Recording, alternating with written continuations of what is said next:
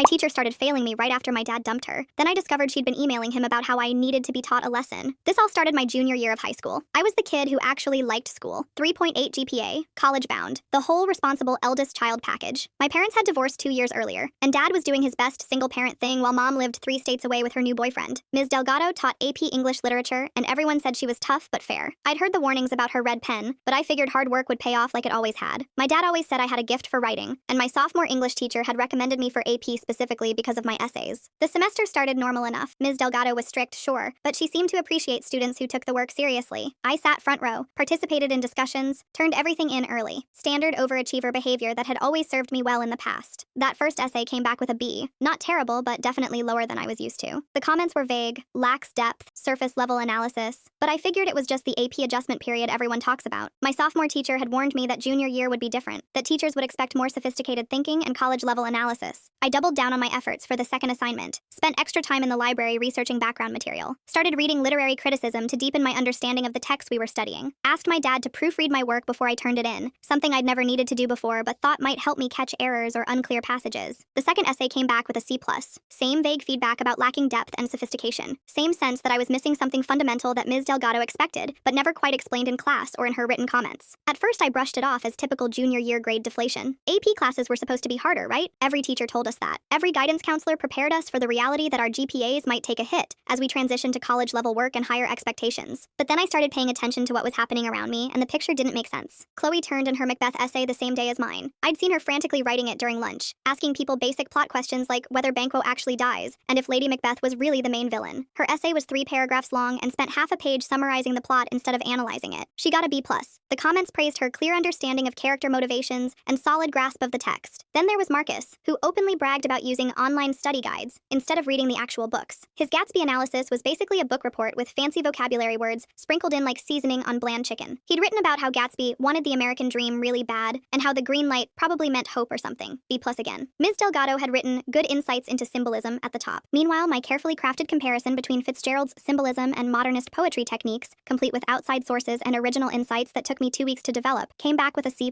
The feedback was brutal, overambitious. Focus on the text itself rather than showing off your research abilities. I started keeping track in a notebook I kept hidden in my backpack, 5 essays in, and I hadn't scored above a B on anything. The class average was a B, which meant half the students were doing better than me, with what I could see was significantly less effort and lower quality work. Ava Kim consistently turned in essays that were barely the minimum word count, full of basic observations that sounded like she'd skimmed the book the night before. She wrote about Hamlet being confused about what to do, and called Ophelia kind of crazy but also sad. She was pulling solid Bs every time, with comments like, good emotional understanding of the characters. Logan had a habit of confusing character names and plot points. In his Pride and Prejudice essay, he'd referred to Elizabeth Bennet as the main girl who doesn't like the rich guy at first, and had somehow mixed up Mr. Darcy with Mr. Wickham in his analysis. B with a note about creative interpretation. Creative? I was losing my mind. These weren't just slightly different perspectives or writing styles. These were objectively weaker essays getting significantly better grades than mine. Then Ms. Delgado announced she was starting an after-school writing workshop for students who needed extra support. She looked directly at me when she said it, her eyes lingering on my face like she was delivering a personal message. Me, the kid who'd been writing for the school newspaper since freshman year and had won 3 regional writing contests. I'll be offering individual feedback sessions to help struggling writers develop their voice, she continued, still looking in my direction. Sometimes students who've received praise in the past need to learn that high school success doesn't automatically translate to college-level work. The words hit like a slap. I'd never been called a struggling writer in my life. English had always been my strongest subject, my safe space, the thing I could count on when math got hard or science felt overwhelming. But here's what really caught my attention. She didn't invite Marcus, whose last essay had concluded that Jay Gatsby was basically just a rich guy who threw parties and died because of it. She didn't invite Logan, who consistently misspelled character names and had once referred to Elizabeth Bennet as the main girl from that old book about dancing and marriage. She didn't invite Ava, whose idea of literary analysis was describing characters as nice or mean, and whose understanding of themes rarely went deeper than love is important or money can't buy happiness. She invited me, and 2 other students whose work I'd actually seen and respected, kids who were clearly putting in effort and producing thoughtful analysis, but who were also struggling with Ms. Delgado's grading standards. The workshop was awkward from day one. Ms. Delgado would hover over my shoulder while I wrote, making comments about my tendency toward pretentious language and my inability to connect with the average reader. She'd point out sentences and ask me to explain why I'd chosen specific words, then shake her head when I gave my reasoning. This is what I mean, she'd say to the group. Sometimes students get so caught up in sounding intellectual that they forget the purpose of writing is communication. Meanwhile, she'd praise other students for insights that I'd literally made in class discussions weeks earlier. writer. When Noah Fox wrote about the symbolism of the green light in Gatsby, she called it a fresh perspective and asked him to share it with the class. I'd made the exact same point during our Gatsby unit, connecting it to the broader theme of unattainable dreams and the corruption of hope in modern America. She'd dismissed it then as reading too much into a simple image. During one particularly painful session, she handed back a practice essay on Hamlet. Mine was covered in red ink like it had been attacked by an angry pen. "This is exactly what I mean," she said, loud enough for everyone to hear. "You're trying too hard to sound smart instead of actually being smart." The essay was about Hamlet's delay and moral paralysis. I'd connected it to modern psychological concepts of decision fatigue and moral injury, drawing parallels between Hamlet's hesitation and contemporary understanding of trauma responses. I'd spent hours researching the psychological literature to make sure my connections were valid and meaningful. Apparently that was trying too hard. Ava Kim, sitting next to me, got hers back with minimal corrections and a note at the top. "Excellent insight into Hamlet's character development." Her thesis was that Hamlet was sad because his dad died, and that's why he acted weird throughout the play. Her supporting evidence was that death makes people do crazy things, and revenge is bad because it hurts people. I went home that night and read my essay again. Then I read Ava's, which she'd left on her desk and forgotten to take home. Mine had more sophisticated vocabulary, stronger textual evidence, deeper analysis, and what I thought was genuine insight into the psychological complexity of Shakespeare's most famous character. Hers read like a middle school book report with better spelling. But hers got praise. Mine got humiliation. Something was definitely wrong, but I couldn't figure out what. I started wondering if maybe I really was overcomplicating things. If maybe my previous teachers had just been easy graders who'd inflated my confidence beyond what my abilities actually deserved. The pattern continued through October. Every essay came back worse than the last, each one decorated with increasingly harsh comments that felt more personal than professional. My paper on Victorian literature, a topic I'd been passionate about since discovering Jane Austen in 8th grade, came back with a D and a note saying I'd completely missed the historical context and social significance of the works. I'd written about how Victorian novels reflected changing attitudes toward women's independence and social mobility, using examples from Bronte, Eliot, and Gaskell. I'd researched the social conditions of the time, the legal restrictions on women, the economic factors that shaped marriage and career options. I'd even found contemporary reviews and criticisms to support my arguments. Ms. Delgado's feedback suggested I hadn't understood any of it. Surface-level observations dressed up in fancy language, she'd written. "This reads like you copied from Wikipedia rather than engaging with the actual texts." Meanwhile, Marcus's Victorian literature essay, which argued that old books are boring but probably meant something to people back then, earned a C+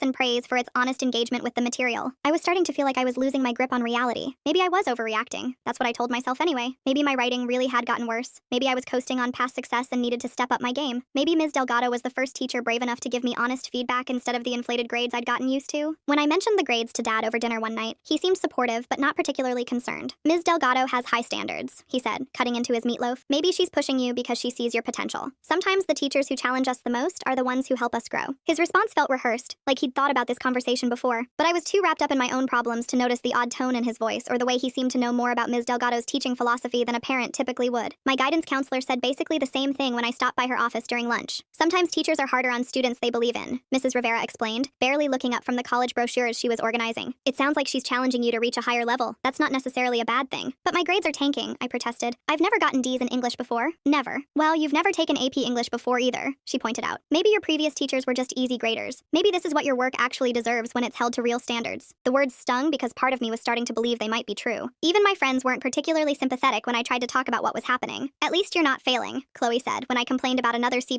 during lunch. "Besides, everyone knows Delgado is impossible. Just survive until graduation and forget about it." "But what if I can't get into college with these grades?" I asked. "There are lots of colleges," she replied with a shrug. "You don't need to go to Harvard or whatever. Community college exists for a reason." Community college. The suggestion felt like a punch to the gut. I'd been planning to apply to 4-year universities, maybe even some competitive schools if I could keep my GPA up and write strong application essays. Now my best friend was suggesting I lower my expectations to the local 2-year program. Even worse was the response from my classmates. Word had somehow gotten around that I was struggling in Ms. Delgado's class, and people were starting to treat me differently. Kids who used to ask me for help with their own English assignments were suddenly too busy when I approached them. Study groups I'd been part of since sophomore year were mysteriously full when I tried to join. The message was clear. If Ms. Delgado thought I was a bad writer, then maybe I was a bad writer. And if I was a bad writer, what value did I have to offer anyone else? Everyone said it wasn't a big deal, but my GPA was tanking and my confidence was following right behind it. I'd started the year with hopes of getting into a decent college, maybe even with some merit aid if I could maintain my grades and test scores. Now I was watching those dreams slip away one red ink bloodbath at a time. The breaking point came in late October. We had to write a personal narrative, something I'd always been good at. I'd won awards for creative nonfiction, had pieces published in the regional high school literary magazine, and had always been told I had a natural voice for storytelling. I wrote about the summer I'd spent helping my grandfather restore his old pickup truck. It was a story about family legacy, about the value of patience and craftsmanship in a world that increasingly valued quick fixes and disposability. I wrote about how working on that truck had been our last real bonding experience before his death the previous spring, how he'd taught me that taking care of something old and broken was a form of love. I poured everything into that essay. Real emotion, genuine insight, careful attention to detail detail and pacing. I crafted it like a piece of art, revising and polishing until every word felt necessary and true. It was the kind of writing that had always earned me praise and recognition in the past. Ms. Delgado handed it back with a D and a note that made my stomach drop. This reads like you're trying to manipulate the reader's emotions. Authentic writing doesn't need cheap tricks. The overwrought sentimentality suggests you don't trust your actual experiences to be meaningful without artificial enhancement. Cheap tricks. Overwrought sentimentality. I'd written about my grandfather's death, about grief and love, and the ways we connect across generations through shared work and shared stories. Apparently, genuine emotion was a cheap trick. But that wasn't even the worst part. The worst part was the last line of her feedback. Consider focusing on experiences that feel more universal and less self-indulgent. Self-indulgent. My grief was self-indulgent. That afternoon, I was walking past the main office when I overheard something that stopped me in my tracks. Mrs. Rivera was talking to someone on the phone, her voice lower than usual but still audible through the partially open door. I understand your concern about the grades, she was saying. But without more concrete evidence of bias, our hands are tied. Teachers have discretion in their grading, and we can't override that discretion just because a parent is unhappy. There was a pause, then. I know it's frustrating, Mr. Allen, but personal relationships between adults shouldn't automatically disqualify a teacher from... She spotted me through the window and quickly ended the call. Mr. Allen, my dad. He'd been calling the school about my grades. Personal relationships between adults. My mind started racing. What personal relationship was she talking about? Why would Dad's concern about my grades be connected to some kind of adult relationship issue? But more importantly, why hadn't Dad told me he'd been calling the school? When I talked to him about my grades, he'd seemed supportive but not particularly concerned. He'd never mentioned taking any action on my behalf or having any conversations with school administrators. The pieces started clicking together in ways I didn't want to acknowledge, forming a picture I couldn't quite bring myself to see clearly yet. That night at dinner, I asked Dad directly, "Have you been calling the school about my grades?" He looked uncomfortable, his fork pausing halfway to his mouth. I may have made a call or two, just to understand what's going on. What did they tell you? The usual stuff. That you need to work harder, adjust your expectations, that kind of thing. He resumed eating, but his eyes stayed focused on his plate. Why? Did someone say something to you? Mrs. Rivera mentioned something about personal relationships. What did she mean by that? Dad's face went pale. For a long moment, he didn't say anything at all. The silence stretched between us, heavy with implications I was only beginning to understand. Then, I think there might be some kind of misunderstanding going on. What kind of misunderstanding? It's complicated, he said finally. Adult stuff. Nothing you need to worry about. But I was worrying about it. I was worrying about it a lot. The evasive answers, the uncomfortable silences, the mention of personal relationships. It all suggested something was going on that directly affected me, but that adults were determined to keep hidden. All I wanted was to pass AP English and keep my scholarship hopes alive. Somehow it was turning into a fight for my academic survival, with secrets and phone calls and personal relationships that adults wouldn't explain, but that seemed to be determining my future. The first clue seemed small, but hard to ignore. I decided to do some actual investigating instead of just feeling sorry for myself and hoping things would magically improve. I started by looking at the grades Ms. Delgado had given over the years. Our school district posted teacher statistics online. Average grades, pass rates, student feedback scores, that kind of thing. It was meant to be transparent, to help parents and students understand what to expect from different classes and teachers. Ms. Delgado's numbers had been consistent for the past 5 years. Class averages between B and B, roughly 15% A grades, about 10% D or below. Her student evaluation scores were solid, around 4.2 out of 5, with comments praising her knowledge and passion for literature, even when students complained about her tough grading standards. This year was dramatically different. Her class average had dropped to C+,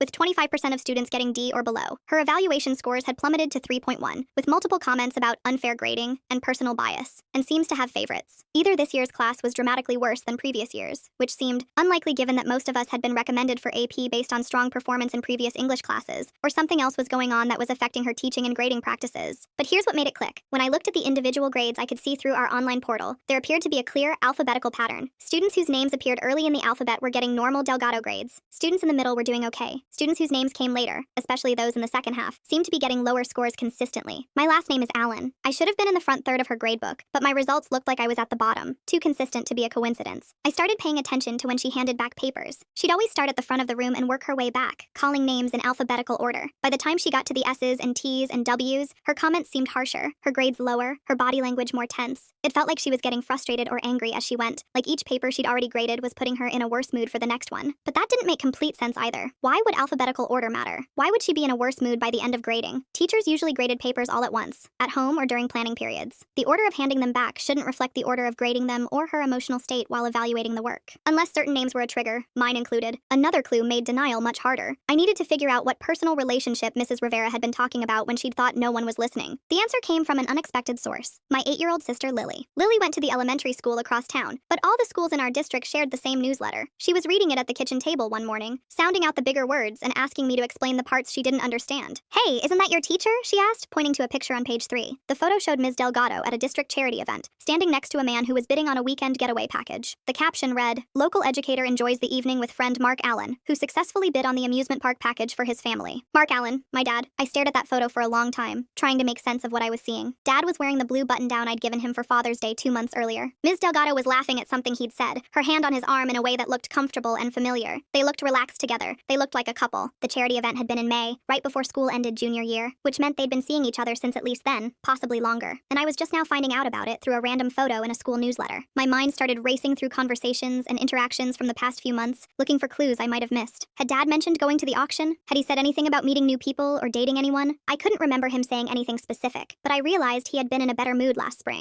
He'd started dressing a little nicer, taking more care with his appearance. He'd been going out more on weekends, claiming he was meeting friends or attending work events. At the time, I'd been happy that he seemed to be getting his social life back together after the divorce. Mom had been gone for almost 2 years, and Dad had been pretty isolated, focused entirely on work and taking care of Lily and me. I'd thought it was healthy that he was finally making an effort to connect with other adults and build some kind of social network. I'd never imagined he was dating my teacher. That afternoon, I confronted Dad directly. He was in the garage, working on Lily's bike, when I showed him the newsletter photo. His face went through several expressions in quick succession: surprise, guilt, resignation, and then a kind of defensive anger. "Where did you get this?" he asked, though he had to know Lily had brought it home from school. "It doesn't matter where I got it. What matters is that you've been dating my teacher and you never told me." He was quiet for a long moment, adjusting the bike chain with more focus than it really required. Then, we went on a few dates over the summer. It didn't work out. We decided we were better as friends. "When did you decide that?" Another pause, longer this time. "Early September, right before school started." Early September, right when my grades started tanking and my confidence began its downward spiral. "She doesn't even know you're my daughter," Dad added quickly, like that would make it better somehow. I mean, Alan is a common name. It probably never came up in conversation, but it had to have come up. Teachers get class rosters with parent contact information at the beginning of every school year. She would have seen Mark Allen listed as my emergency contact. She would have seen his phone number and email address, the same information he would have given her when they were dating. She would have made the connection, especially after they'd been seeing each other all summer. "Did you tell her about me and Lily?" I asked. Dad's continued focus on the bike chain was answer enough. Of course he'd told her about us. We were his children, a major part of his life. If they were dating seriously enough to attend public events together, she would have known about his family situation. "So she knew," I pressed. "She knew you were my father from the beginning of the school year." "Look," he said finally, straightening up and wiping his hands on an old towel. "Adults have complicated relationships. Sometimes things don't work out the way we hope they will. That doesn't mean it has anything to do with your grades. My grades started falling right after you two broke up. Correlation isn't causation," he said, sounding like he was reciting something he'd learned in a corporate training seminar. "Maybe your grades started falling because AP English is harder than you expected. Maybe you need to take responsibility for your own academic performance instead of looking for someone else to blame." The words hit like a slap. My own father was suggesting that my academic struggles were my fault, that I was making excuses instead of facing reality. But I could see something in his eyes that suggested he didn't entirely believe what he was saying. There was guilt there, and worry, and something that looked like regret. "She's taking it out on me because she can't take it out on you," I said quietly. "That's ridiculous," Dad replied, but his voice lacked conviction. "Ms. Delgado is a professional. She wouldn't let personal issues affect her teaching." But he'd used her first name earlier in the conversation, I realized. When he'd talked about their relationship not working out, he'd called her by her first name like they were still close, like their connection was more personal than professional. "How long were you dating?" I asked. It wasn't serious. "How long, Dad?" Another pause. "Most of the summer, maybe longer." "How much longer?" "Since April, I think. Maybe March." He was looking at the floor now, unable to meet my eyes. "We met at a school event. The district was trying to get parents more involved, so they invited single parents to this social gathering. We started talking, and she seemed nice, and one thing led to another. Since March, they'd been dating for 6 months, not just a casual summer fling. And it had ended right before school started, right before I'd landed in her classroom for what was supposed to be the most important English class of my high school career. "What happened?" I asked. "Why did you break up?" Dad's face darkened. "She wanted things I wasn't ready to give her. She pushed too hard, too fast. Started talking about meeting you kids, about blending families, about taking the relationship to the next level. I told her I needed to slow down, and she didn't take it well." The picture was becoming clearer and more disturbing. Ms. Delgado had been serious about my father, serious enough to plan a future with him, serious enough to want to become part of our family. And when he'd rejected that vision, she'd been left with a daily reminder of what she'd lost: his daughter, sitting in the front row of her AP English class. Then came a clue that ended any doubt about what was really happening. I needed proof that Ms. Delgado knew Dad was my father, and I needed evidence that their relationship had gone south in a way that might affect her professional judgment. The proof came from checking social media more thoroughly. Dad's relationship status had changed from single to "it's complicated" in June, then back to single in early September. Right around the same time, my grades took their dramatic nosedive. More importantly, I found Ms. Delgado's account under her first name. Photos of her and Dad at summer festivals around town. Check-ins at restaurants I knew Dad had been to because he'd mentioned trying new places. A post about excited for what the future holds in July with a heart react from Dad's account. There were posts about learning to be part of a blended family and looking forward to meeting his beautiful daughters. She'd been planning to be our stepmother. She'd been thinking about Lily and me as her future stepdaughters, imagining a life where she'd help raise us and be part of our daily routines. The posts painted a picture of someone who'd been deeply invested in a relationship that had ended badly, someone who'd had specific plans and expectations that had been crushed when my father decided he wasn't ready for the level of commitment she wanted. Then the post stopped abruptly. The last photo of her and Dad together together was from late August, a selfie at some restaurant with a caption about celebrating new beginnings. After that, nothing. Radio silence on the relationship front. But there was one final post that made everything crystal clear. On September 3rd, the first week of school, she'd posted a quote, "Sometimes the people you trust most can hurt you the worst." Dad had liked the post. I screenshotted everything before it could disappear, creating a digital record of their relationship timeline and its connection to my academic struggles. Armed with this evidence, I finally understood what was happening. Ms. Delgado hadn't just been dating my father casually over the summer. She'd been serious enough to envision a future with our family, serious enough to post about it on social media, serious enough to start planning how she'd relate to his children. When Dad had ended things, apparently rejecting her vision of their blended family, she'd been left with a constant, daily reminder of what she'd lost. Every time she looked at me in class, she saw the daughter of the man who'd broken her heart. Every time she graded my papers, she was reminded of the family she'd thought she was going to join. And she appeared to be making me pay for my father's choices. That's when the blowback started, though I didn't realize it at first. I made the mistake of confiding in Chloe about what I'd discovered. Chloe, who'd been my friend since middle school and who I trusted completely. We'd shared everything over the years. Crushes, family drama, academic stress, future plans. If anyone would understand the impossible situation I was in, I thought it would be her. I showed her the evidence I'd gathered. The grade patterns, the social media posts, the timeline of my father's relationship, and how it aligned perfectly with my academic problems. Chloe listened to everything, looked at the screenshots on my phone, and then said something that completely floored me. "So what? Teachers are allowed to date. It doesn't mean she's grading you unfairly. But look at the pattern. You're obsessing." Chloe cut me off. "Maybe you're just not as good at writing as you think you are. Maybe this is what honest feedback looks like instead of the grade inflation you got from easier teachers." The words hit harder than any grade Ms. Delgado had given me. This was my best friend. Someone who'd read my writing for years and had always praised my talent. Someone who'd encouraged me to enter contests and apply for editor positions on the school newspaper. "Besides," Chloe continued, "everyone knows you've been struggling this semester. Maybe instead of making up conspiracy theories, you should focus on actually improving your work." Everyone knows. The phrase stuck with me. How did everyone know about my grades? I hadn't been talking about them with anyone except Chloe and my family, unless word was spreading through other channels, unless people were discussing my academic problems behind my back. "I'm not making up conspiracy theories," I protested. "I have evidence." "You have coincidences and assumptions," Chloe replied firmly. "Your dad dated your teacher, they broke up, and now you're looking for someone to blame for your bad grades. That's not evidence of bias. That's evidence that you can't handle criticism." The conversation ended with Chloe suggesting I talk to a counselor about my obsessive behavior and my tendency to blame others for my problems. She actually used those phrases, like she'd been discussing my mental state with someone else and had rehearsed her response. It got worse from there. Chloe must have shared our conversation with other people because suddenly I was getting weird looks in the hallway. During lunch, conversations would stop when I sat down at our usual table. People I'd been friendly with for years were suddenly too busy to hang out or help with homework. The whisper network in high school is ruthlessly efficient. Within days, it seemed like everyone knew that I was struggling in Ms. Delgado's class and that I was blaming the teacher instead of taking responsibility for my own performance. The story had been filtered through multiple retellings, each version making me sound more unreasonable and delusional. Marcus was the first to say something directly. I was at my locker between classes when he approached me, looking uncomfortable but determined. "I heard you're trying to get Delgado in trouble because you can't handle her grading," he said without preamble. "That's not what's happening. My mom says parents who date teachers and then try to cause problems when it doesn't work out are the worst kind of people," he continued. "Like, get over yourself and accept responsibility for your own failures." His mom. People were talking about this situation with their parents, which meant adults in the community were forming opinions about my family's personal business. The story had spread beyond school walls and into living rooms and dinner table conversations around town. "It's not about the relationship," I tried to explain. "It's about what seems like unfair grading." "Right," Marcus said sarcastically. "Your essays are suddenly worse than mine, and that's somehow the teacher's fault. Maybe you should consider that you're just not as smart as you thought you were." People I trusted took the other side without even hearing my full story. My lab partner in chemistry started requesting to work alone, claiming she worked better independently. Kids I'd known since elementary school were suddenly unavailable when I suggested studying together. The message was clear. I was being dramatic, vindictive, and probably delusional. Ms. Delgado was a respected teacher with years of experience and positive evaluations. My dad was just some divorced guy who couldn't handle rejection and was now trying to cause trouble for his ex-girlfriend through his daughter. Even adults were turning against me. When I tried to talk to my journalism teacher about what was happening, hoping she might understand since she knew my writing abilities from working on the school paper, she was polite but dismissive. "Grade disputes happen," Mrs. Brooks said, not looking up from the article she was editing, "but accusing a teacher of personal bias is serious. Are you sure you want to go down that path? I have evidence of what appears to be inconsistent grading. Do you? Or do you have suspicions and hurt feelings?" She finally looked at me directly. "Look, I know your writing is usually strong, but AP English is different. Maybe Ms. Delgado is seeing weaknesses in your work that previous teachers overlooked. Maybe this is an opportunity to grow instead of an excuse to blame others." Mrs. Rivera, my guidance counselor, was more direct when I requested a meeting. She called me into her office and strongly suggested I focus on improving my work rather than looking for external reasons for disappointing grades. "But I have documentation of what seems like grading inconsistencies." "Documentation of what exactly? That your father dated your teacher? That's not proof of unfair grading. That's proof of poor judgment on both their parts. But it doesn't mean your grades are wrong." She leaned forward across her desk, her expression serious. "What it does mean is that you're in a difficult situation that requires maturity to handle. Making accusations about professional misconduct because of personal relationships is not mature. It's vindictive." "I'm not being vindictive, I just want fair grading." "Fair, according to whom? You? Your father, who might be feeling guilty about putting you in this situation?" evaluation? Mrs. Rivera shook her head. Teachers have discretion in their evaluation methods. Unless you can prove actual misconduct, not just grades you don't like, there's nothing anyone can do. I was being dismissed by the entire school system, and I was starting to doubt myself. Maybe I really was just a mediocre writer who'd gotten lucky in previous classes. Maybe Ms. Delgado was the first teacher brave enough to give me honest feedback instead of the inflated grades I'd gotten used to. Maybe my father's relationship really was irrelevant, and I was just looking for someone to blame for my own academic shortcomings. The doubt was worse than the bad grades. At least with the grades, I knew something felt wrong even if I couldn't prove it. With the doubt, I started questioning everything I thought I knew about myself and my abilities. But then November's progress reports came out, and the stakes became impossible to ignore. My first quarter grades had dropped my cumulative average to 2.8.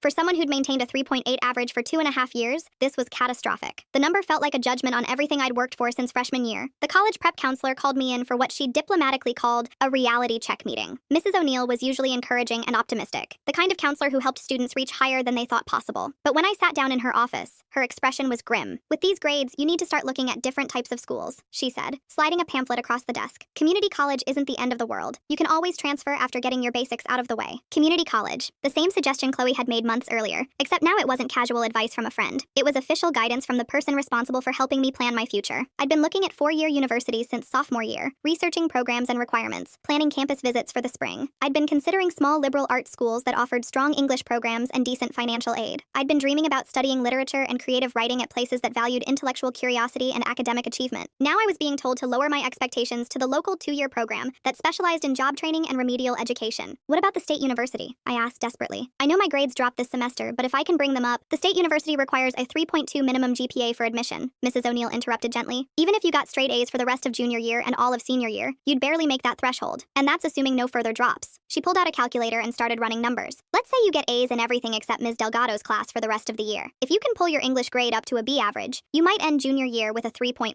That would put you in range for some four-year schools, but not competitive for any significant financial aid. Financial aid? The thing that would make college possible for someone whose dad worked as a maintenance supervisor and whose mom contributed exactly nothing to college expenses. What about merit scholarships? I asked, though I already knew the answer. Merit aid is competitive. A 3.1 GPA doesn't make you competitive. Mrs. O'Neill's voice was kind but firm. I'm not saying it's impossible, but you need to have realistic backup plans. The scholarship I'd been counting on, a merit-based award from the state university that would cover half my tuition, required maintaining a 3.5 GPA through senior year. I was now so far below that threshold that recovery seemed impossible. But it wasn't just about college anymore. My other teachers were starting to treat me differently, and my grades in other classes were beginning to slip as well. Word had gotten around about my grade dispute with Ms. Delgado, and suddenly I was the problem student, the kid who couldn't handle criticism, who blamed teachers for her own failures, who caused drama instead of doing the work. My history teacher, who'd always appreciated my class participation and thoughtful questions, started calling on me less frequently. When I'd raise my hand to contribute to discussions, she'd look right past me to someone else, as if my input was no longer valued or welcome. My math teacher began scrutinizing my homework more carefully than before. Problems I would have gotten partial credit for in the past were now marked completely wrong for minor computational errors or unclear handwriting. The benefit of the doubt that had always been extended to good students was no longer available to me. Even my art teacher, who'd always been supportive of my creative projects, started offering less feedback and encouragement. My self-portrait assignment, something I'd put weeks of work into, came back with a B and minimal comments, a stark contrast to the detailed critiques she usually provided. Now, it wasn't just my feelings or even my English grade, it was my entire academic future. Everything I'd worked for since freshman year was crumbling because one teacher appeared to have decided to take out her personal problems on me, and the system seemed designed to protect her rather than me. The worst part was how helpless I felt. Every time I tried to advocate for myself, I got branded as difficult, entitled, or delusional. Every piece of evidence I presented got dismissed as circumstantial or irrelevant. Meanwhile, my grades kept falling and my options kept shrinking with each passing week. Dad wasn't much help either. The few times I tried to talk to him about the situation, he got defensive and uncomfortable, like I was asking him to do something unreasonable. Maybe you should just focus on doing better work, he'd say, not meeting my eyes. Don't make this about me and Ms. Delgado. That's not fair to her. He still seemed to think he needed to protect her feelings, even though she appeared to be systematically destroying his daughter's academic future. His loyalty seemed divided in ways that made me question whether he really understood what was at stake for me. She's taking something out on me that has nothing to do with me, I told him one evening after another brutal day at school. That's not true, he replied, but his voice lacked conviction. Teachers are professionals. They don't let personal issues affect their work. Then explain the grades. Explain why essays that won contests in previous years are suddenly getting Ds. Explain why students who can barely write a coherent paragraph are outperforming me. Dad was quiet for a long time, staring at his coffee cup like it held answers to questions he didn't want to ask. Then, maybe you're just not as good as you thought you were. The words hit like a physical blow. My own father was suggesting that my talent had been an illusion, that years of success and recognition had been undeserved, that Ms. Delgado was simply the first person brave enough to tell me the truth about my abilities. I was drowning, and the people who were supposed to throw me a life preserver were telling me to swim harder, or accept that maybe I deserved to sink. And then I found the one thing I wasn't supposed to see. It happened by accident, the way these things usually do. I was in Ms. Delgado's classroom after school, waiting for her to to grab some copies when something popped up that I wasn't supposed to see. I caught just enough to realize she and my dad were still in contact. It said she found having me in class challenging, like she thought I acted entitled and needed to be taught hard lessons about failure and rejection. She didn't just see me as another student, she saw me as an extension of my dad. And that changed everything. I had evidence now. Not just suspicious patterns, but what appeared to be a written acknowledgement that she was treating me differently because of her relationship with my father. But I also knew that going to the administration with information I saw pop up on her computer wouldn't be enough. I needed a different approach, one that didn't rely on evidence I wasn't supposed to have. I spent the weekend planning my strategy. I couldn't use the emails directly, but I could use the information in them to build a stronger case using legitimate methods. First, I went back through all my graded assignments and created a detailed comparison with other students' work. I asked classmates if I could look at their papers for study purposes and documented what appeared to be clear differences in grading standards. Then I did something I should have done months earlier. I submitted one of my essays to external evaluation. The essay was the same Hamlet analysis that Ms. Delgado had given a D+ to, calling it overambitious and pretentious. I submitted it to the state writing contest exactly as I'd written it for her class. It placed second in the state. The contest results came with detailed feedback from judges, college professors, and professional writers who evaluated hundreds of submissions. Their comments praised the essay's sophisticated analysis, original insights, and mature understanding of complex themes. One judge specifically noted that my connection between Hamlet's psychological state and modern trauma theory was exceptionally well-researched and thoughtfully presented. Armed with this external validation and my documented evidence of what seemed like grading inconsistencies, I requested a meeting with the principal. I prepared for the meeting like it was the most important presentation of my life. I created a folder with copies of all my assignments, examples of other students' work, with names removed, and the certificate from the state writing contest. I went in calmer than I felt, carrying my folder of evidence and hoping that facts would speak louder than politics. Principal Fox was polite but skeptical when I explained why I was there. Grade disputes are tricky, he said. Teachers have a lot of discretion in their evaluation methods. I understand that, I replied, but I think there might be some personal bias affecting my grades. I led with the simplest truth. My essay had placed second in the state, but Ms. Delgado had given it a D+.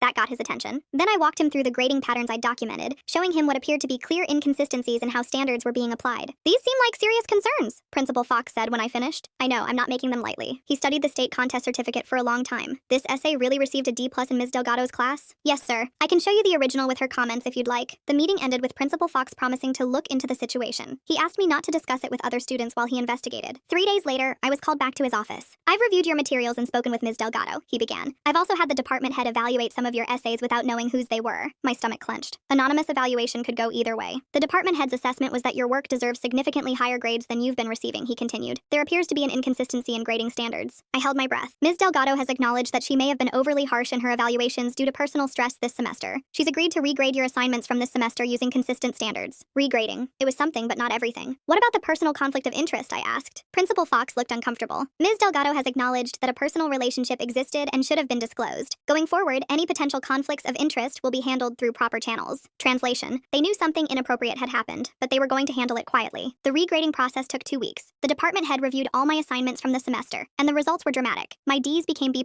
my C's became AEs, my single B became an A. More importantly, I got real feedback for the first time in months. The department head's comments were detailed and constructive, pointing out specific strengths while suggesting concrete improvements. The grade changes raised my semester GPA significantly. My overall average climbed back to 3.4. Not perfect, but respectable enough to keep my college options open. More importantly, I got an apology. Sort of. Ms. Delgado asked me to stay after class one day in late November. She looked uncomfortable, like someone had required her to have this conversation. I want you to know that I've always had high expectations for my students, she said, not quite meeting my eyes. Sometimes those expectations can come across as overly critical, and I realized that my feedback this semester may have been harsher than necessary. It wasn't a real apology. She didn't acknowledge the personal bias or take responsibility for the damage she'd caused, but it was acknowledgement that something had been wrong. I hope we can move forward professionally from here, she added. I hope so too, I replied, though I was already planning to transfer out of her class for second semester. It didn't look like TV justice. No dramatic confrontations, no public vindication, just quiet policy changes, grade corrections, and administrative damage control. But it was progress. My grades were back on track, my college prospects were salvaged, and I'd proven that students could advocate for themselves successfully, even when the system seemed designed to protect teachers. Here's what actually changed. The school implemented a new policy requiring teachers to disclose personal relationships that might create conflicts of interest with students or their families. Students were given more formal channels for appealing grades, and Ms. Delgado's future grade assignments had to be reviewed by the department head. Small changes, but significant ones for future students who might find themselves in similar situations. The bigger victory was personal. I'd learned that documentation matters more than emotion, that persistence pays off even when everyone tells you to give up, that adults don't automatically deserve the benefit of the doubt just just because they have institutional authority. I also learned something painful about my father. Throughout the entire ordeal, he'd never apologized for putting me in that situation. When the dust settled, his main concern seemed to be whether Ms. Delgado was okay after the investigation. That taught me everything I needed to know about whose side he'd been on. I transferred to a different AP English class for the spring semester. My new teacher was demanding but fair. My first essay came back with a B+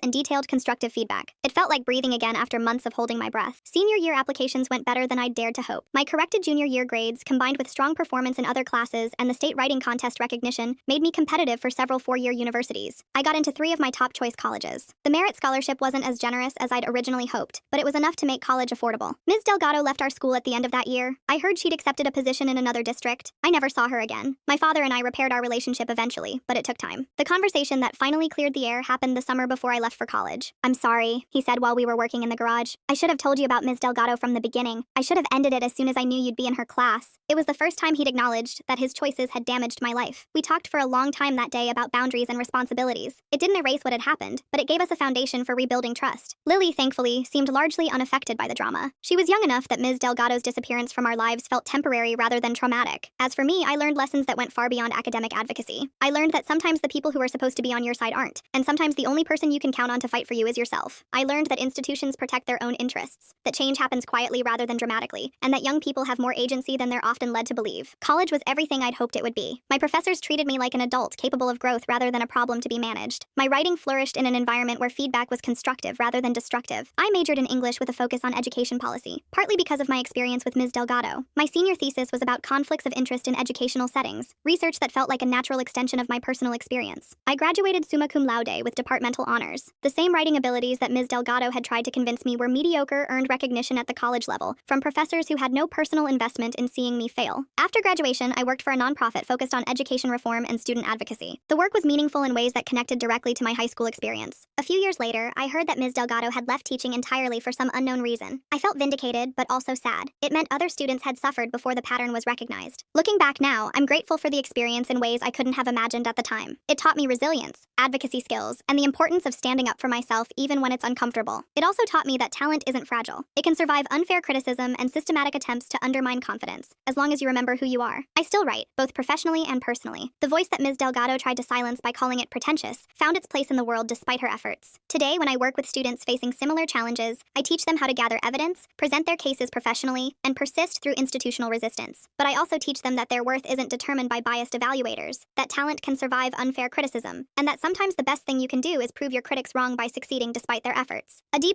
can win state contests, as long as the right person is reading it. Thanks for watching. Don't forget to subscribe, like, and drop your favorite part in the comments. See you in the next one.